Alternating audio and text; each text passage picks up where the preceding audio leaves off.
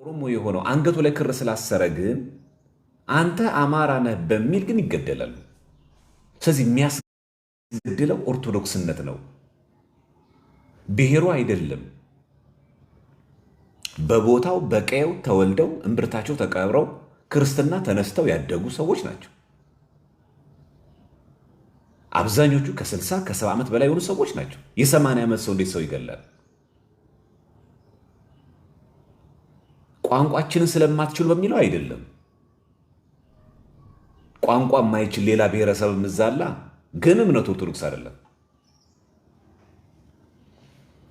እዚህ ሰው ለምን ይሞት? ክርስቲያን ለምን ይሞት? የአርሲ ክርስቲያኖች የሞታቸው ማብቂያ መቼ ነው? ሁሌ ሻማ እንዳበራን፣ ሁሌ ፕሮፋይል እንደቀየርን።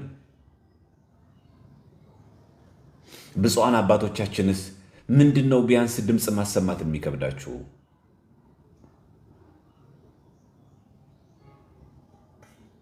እንግዲህ ብፁዕ ሊቀ ጳጳስ ተብሎ አንዱ ሰው ሲመረጥ ከመነኩሴ ነው የሚመረጠው፣ ከቆሞስ ነው የሚመረጠው፣ ከዛ ነው ለጵጵስና፣ ከዛም አልፎ ለፕትርክና። ይህንን ዓለም ንቃችኋል ተብሎ ነው የሚታሰቡ። መነኮሰ ማለት አንድ ሰው ሞተ ነው። እንዳያስራችሁ ነው መንግስት፣ እንዳይገላችሁ ነው። የትኛው ሹመት የትኛው ሚኒስተርነት ይቀርባችኋል? እናንተ ብትመሩት ህዝቡ ይመራል ወይስ የእናንተን ወንበር የሚያነቃንቅ ሲሆን ነው ጥቁር ምን ለብሰው? ስልጣን ነክ ነገር ሲሆን ነው የሚለበሰው? ትንሽ ይሄ መስመር የወጡ ነገሮች ናቸው። መሪ ከሌለ ደግሞ እንዴት ይንቀሳቀሳል? አሁን እኮ ወደ ተግባር እንዴት ወደ ተግባር የሚካሄደው? እንዴት ድምፅን በጋራ ማሰማት የሚቻለው? እንዴት ህጋዊ በሆነ ማቅረብ የሚቻለው? ዝም ባለ ቅዱስ ሲኖዶስ አንድ የሀገረ ስብከቱ ሊቀ ጳጳስ መግለጫውን አወጡ። የሟቾችን ቁጥር ዘረዘሩልን። ምን እናርገው? አሜን ነው የምንለው? ቀጥሉ ማለት ነው? በርቱ ነው? ይሄ አስቸኳይ ስብሰባ ቅዱስ ሲኖዶስ ከምልአተ ጉባኤ ውጭ ሊጠራ ይችላል እንደ አስፈላጊነቱ። ከዚህ የበለጠ ምን አስፈላጊ ነገር ሳለን? እናንተ እኮ አባቶች የተባላችሁት እኮ ልጆች የተባልን እኛ ስላለን። ለምንድን ነው ገዳዮቻችን ላይ የምናተኩረው? ቅዱስ ዮሐንስ አፈወርቅ እንዳለው ከገዳዩ ይልቅ የተገደለውን ሞት የሚያስተባብል ሰው እኩል ነው ይላል። የገደለ የተገደለውንም ደግሞ የሚያስተባብል ሰው እኩል ነው ይላል። እሺ ገዳዮች ዓላማቸው ነው ለፖለቲካ የምንበለው፣ ለስልጣን የምንበለው፣ ለኦርቶዶክሳዊ ጥላቻ የምንበለው፣ ኦርቶዶክሳዊነትን ከኢትዮጵያ የማጽዳት በቃ ተልእኳቸው ነው። ለምን አረጉ አንልም፣ ተልእኮ ነው በቃ። በሰይፍ የሚያርገው በመሳሪያ በቋንቋ የሚያርገው በሃይማኖት በምን የሚያርገው ዓላማው ኦርቶዶክሳውያን ሰዎችን የመቀነስ የመግደል ተግባር ነው። ይህ የእነሱ ተልእኮ ነው እንበል። እነሱ የመግደል መብት ካላቸው፣ እነሱ በይፋ የመጨፍጨፍ መብት ካላቸው እኛ ራሳችን የመጠበቅ መብት እንዴት አይኖረንም? ቢያንስ አትሊስት እንኳን አትግደሉም ብሎ ተቋማዊ በሆነ መንገድ መግለጽ እንዴት ይከብደናል? እናንተ ግደሉ፣ እኛ ዝም እንበል። እነሱ ሲገድሉ ፍትሃዊ የሚድበሰበስ፣ እኛ ስንናገረው ደግሞ ጨብጫሪ። አሁን ይታረቃል ይሄ ነገር? ደም እያፈሰስክ እየገደልክ ዝም በል፣ አታንሳው። እዚህ ጋር ደግሞ ስንናገር ደግሞ ስታነሳው ደግሞ ጸረ ወንጌል፣ ጸረ ህዝብ፣ ጸረ ሀገር። እናንተ ብፁዓን አባቶቻችን እናንተን እያዋረድን እየተናገርን አይደለም። ክህነት የማያስፈልግም የሚል ውስጥ የዘቀጠ ነገር ውስጥ የገባን አይደለም። ግን ይሄ ነገር በሰማይም በምድርም ግን ያስጠይቃል። በኋላ ይሄ ነገር ዳር አይቆምም፣ ወደ መሀልም ይገባል። መሀል ሲገባ ከኛ በፊት መጀመሪያ የሚጀምረው ከጥምጣማችሁ ነው፣ ከቆባችሁ ካስኬማችሁ ይጀምራሉ። የዛኔ ግን ህዝብ ተነስ ስትሉት የዛ ሰዓት ግን የለም። ይህን ግን ማወቅ አለባችሁ። የሚጀምረው ከጥምጣማችሁ ነው። የሚጀምረው ከቆባችሁ ነው። ዳርዳሩን እያለው ከዚ በኋላ ወደ እናንተ ነው የሚመጣው። ሰው እንዴት ድምፅ ለሚመራው መንጋ እንዴት ሰው አይጨነቅም? ለምን ገዳዮቹ ላይ ሁሌ ብቻ እናተኩራለን? በቃ ዓላማቸው ነው። በቃ ዓላማቸውን እያሰኩ ነው። በቃ ኦርቶዶክስን እያጸዱት እየመለመሉት እየገደሉት። ተው እንግዲህ እየተገደለው ብቻ ነው አሁን እያወራን ያለ ነው። ስለፈሰው ደም ብቻ ነው የምናወራው። የተፈናቀሉን እግዚአብሔር ይቁጠረው። ማደሪያ ያጣ መጠለያ ያጣ ልጆችን ይዞ ህፃናትን ይዛ ታማሚ አለ፣ ያልጋ ቆራኛ ሰው አለ። የሚፈናቀለው 200 ምናምን ሰው አልቆጠር ነው።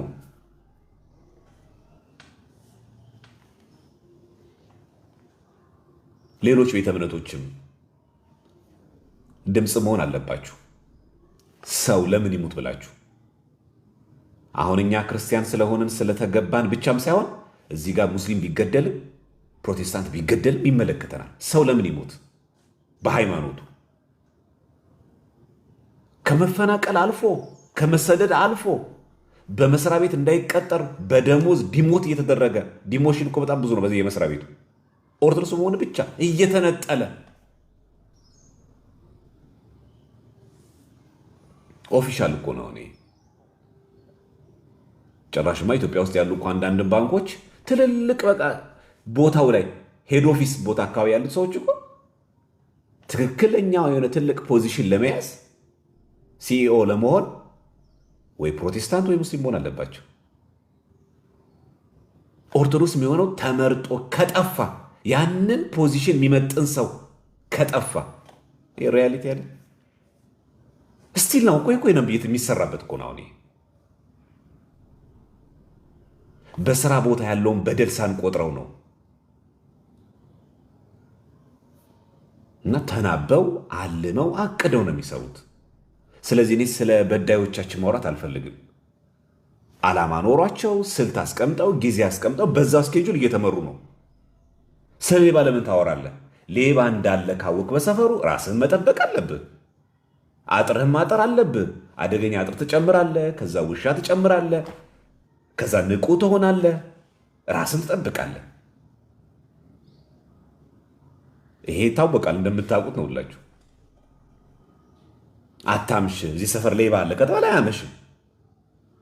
አጥሩን ይቀርና ይቀይርና ግንብ ያደርጋል። ከዛም አልፎ አደገኛ አጥር ያደርጋል። ከዛ ኤሌክትሪክ ያደርጋል። ለምን? ላለመጠቃት፣ ላለመዘረፍ። ስለዚህ ስለ ጠላቶቻችን ስለ ገዳዮቻችን በማውራት ጊዜ ባንገድል በጣም ጥሩ ነው። ምን ይጠቅማል? ልንሰብካቸው ነው? ተውልንላቸው ነው? ሊሰሙን ነው? አይደለም። ስለዚህ ሞትን ተዋህደናታል፣ ሞትን ለምደናታል። እርግጥ በእኚህ ሰማዕታት ናቸው። ለሃይማኖታቸው ለክርስትናቸው የተከፈለ ዋጋ ነው። ተነሱ ሂዱ ምናምን ግደሉ በሉ እያልናቸው አይደለም።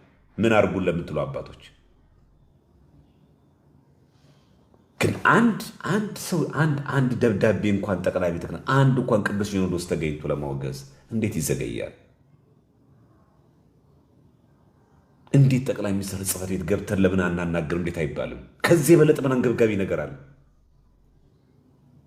ልጆቻችን እየሞቱብን ነው። እኛ ምኑን ነው መንጋ መሪ ሆን ነው ብንል። ስለዚህ የራሳችን መጠበቅ። በአንድ በኩል በጣም ማወቅ የሚገባን ነገር ደግሞ አለ። አባቶቻችን ቅዱስ ሲኖዶስ ቢያወግዙ ማወቅ ያለባቸው ቢያወግዙ ሰሚም የለም። ቢያወግዙ ጥሩ ነው። ባያወግዙም ደግሞ የሚሰማም የለም። ቢያወግዙም ደግሞ ሰሚም የለም። አሁን የሚያስፈልገው አክሽን ነው፣ ፕሮአክቲቭ መሆን ነው እንጂ አሁን የአንድ ሀገረ ስብከት ሊቀ ጳጳስ ስላወገዘ መንግስት ምን ተጽዕኖ ያመጣ ምን ያመጣ ብርቁም አይደለም። ተለመደ ይሄ ነገር ማለት ነው። ስለዚህ ይሄ እንደ ሰብአዊነት እናስበው። ሌሎች ቤተ እምነቶች እንደ ሰብአዊነት እናስበው።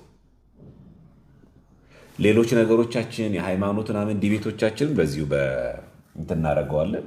በጨዋ ደንብ እውቀትንና መረጃን መሰረት ያደረገ ውይይት እናደርጋለን። እሱ ምንም የሚከብድ ነገር አይደለም ያለው። ከዛ ውጭ ግን ያለው ነገር ግን ለቤተክርስቲያናችን ለሃይማኖታችን ከሚገባው በላይ ራሳችንን አሳልፎ መስጠት ለሞትም መዘጋጀት ተገቢ መስሎ አይታየኝም። ስለዚህ እንዘን፣ ሁላችንም እናልቅስ። እግዚአብሔር የተባረከ አባት እንዲሰጠን ቤተክርስቲያናችንን ይቅር እንዲለን መጸለይ ያለብን። ወደኛ ስናመጣው ደግሞ መረረንም ጣመንም የዚህ ሁሉ ግፍ ደም መፍሰስ ውጤት የኔና የእናንተ ኃጢአት ነው። አሁን ዋጥ ልናደርጋት የሚገባ ይሄ ነው አለ። ትርጓሜ አንድምታ ላይ ያሳያችኋለሁ። ህዝብ ሲበድል ደገኛ ባልሆነ አባት እጅ ይጥላል። ህዝብ ሲበድል ደገኛ ባልሆነ የሀገር መሪ እጅ ላይ ይጥላል፣ ሲቀጣ እግዚአብሔር አምላክ። ስለዚህ አሁን ጥቆሞ ብቻ በቂ አይደለም። ምን እናድርግ፣ ምን እንስራ፣ ጥሩ አክሽን ነው። በአንጻሩ ስናስበው ግን የዚህ ሁሉ እንዴት መጣብን ለሚለው ውጤት የኛ ኃጢአት ነው፣ ምንም ጥያቄ የለውም። ስለዚህ የሚስተካከለው እኛ ከመስተካከል ይጀምራል። ይህን እንዳንዘነጋው። ልክ እንደ ፖለቲካ ፓርቲ መደራጀት፣ አንድ ላይ ምናምን ስጋዊ ማድረግ የለብንም። እሱ ፖለቲካ ነው፣ እሱ ለፓርላማ ነው፣ እኛ ለመንግስት ሰማያት ነው። እነሱ ለ4 ኪሎ ነው፣ እኛ ለሰማያዊ መንግስት ነው። የዚህ ሁሉ ውጤት የኔ የእናንተ ኃጢአት ነው። የዚህ ሁሉ ውጤት የክህነት መበላሸት ነው። ምን ማለት የክህነት መበላሸት? በንጽህና ማጉደፋችን። ያ ንጹህ የሆነውን ክህነት አጎደፍ ነው። ቅስናችን፣ ድቁናችን አረከስ ነው። ቁጣ ህዝብ ላይ ከሚመጡት መንገዶች አንዱ የካህናት ክህነታቸውን አለመጠበቅ። ሁለተኛ የኛ የወጣቶች ንጽህና አለመጠበቅ። ከእጮኛ ውጪ ከትዳር አጋር ውጪ ምን ዘሙተው፣ ይሄ በሀገር መቅሰፍት ያመጣል። ይሄው መጣየ ነው። ስለዚህ አንድ ነገር በጣም ወቅታዊ ጉዳይ ስናስብ እንደ ሁል ጊዜ ወደ ውጭ አናርገው። በቃ ሲኖዶሱ አባቶች አይደለም ውጤቱኛ። እኛ እኮ ቅዱሳን ብንሆን፣ እኛ እንደ እግዚአብሔር ሕግ እኮ ትእዛዝ እኮ ብንሄድ ደገኛ አባት እኮ ይሰጠናል። ህዝቡን አይቶ ነው እግዚአብሔር አምላክ። ስለዚህ ባቢሎን እንዲሰለጥንብን የሚያደርገው፣ ናቡከደነፆር እንዲሰለጥን የሚያደርገው ይሄ ጉዳይ መሆኑን እንድታውቁት ለማለበም ያክል ነው። ይበቃናል። ትንሽ ወቅታዊ ጉዳይ እምም ስለሚያደርግ ሁሌ ጥቁር ሻማ እያደረግን፣ ሁሌ ፕሮፋይል እየቀየርን፣ ሁሌ ጽሑፍ እየጻፍን በዚህ እየተደናቆርን መቀጠል የለብንም። እኛንም በኃጢአት በበደል ከወደቅንበት እርኩሰት መድኃኔዓለም በቸርነቱ ያውጣን። እኛ ንጹሐን ቅዱሳን ሆነን ለእግዚአብሔር ተገብተን ስንገኝ የአባቶችን ጉዳይ የሀገርን ጉዳይ ይስተካከላል። ስለዚህ በጋራ እናልቀስ። በተለይ አሁን አብይ ጾም ላይ ነው ያለነው። ሁላችንም በጋር ማነው የጾመ ሐዋርያት ላይ ነው ያለነው። ሁላችንም ከልብ ወደ እግዚአብሔር እናልቀስ፣ ከልብ እንማጸነው። ምናልባት አይታወቅም እኮ 50 100 ቢያገኝ እግዚአብሔር አምላክ ጻድቅ ከዚህ ውስጥ ይምራል። ቢገኝ ራሱን አሳልፎ የሰጠ አሉ እኮ አሁንም እኮ ያለ ነው። እኛ የማናቃቸው አሉ ጸሎተኛ ስንል በነገራችን ላይ ገዳም ውስጥ የገባ ብቻ ማለት አይደለም። አይታወቅም። ጎረቤት ውስጥ እኮ ይበቃ አለ። ማን ያውቃል? ጸሎቱ የምትደመጥለት ውስተ ንዑሐ ሰማይ የምታረግለት የሚያረግላት ደግ ሰው እኮ ይኖራል ጎረቤት። ማን ያውቃል? ልክ ቆብ ደፍቶ ገዳም የገባ የበቃ የሚባል የሚታወቅ ብቻ ነው። እኛ ማናቃቸው ስንት አሉ የዋሃን ቅዱሳን። ለዚህ እኮ ነው በቤተክርስቲያን ህብረት በጋራ እኮ የምንጸልይ። ማን ያውቃል? ከዛ በቅዳሴ ጊዜ ከነበሩት ምዕመናን ውስጥ የማንን ጸሎት እግዚአብሔር አምላክ የዋህነት አይቶ እንደሚቀበል ማን ያውቃል? ለዛ ነው ከግል ጸሎት ይልቅ የማህበር ጸሎት የሚበልጠው። ስለዚህ አሉ። ስለዚህ እነዚህ አይነት ደጋግ ሰዎች ግን ቁጥሩ መጨመር አለበት። ስለነሱ ብሎ እንዲምረን ማለት ነው።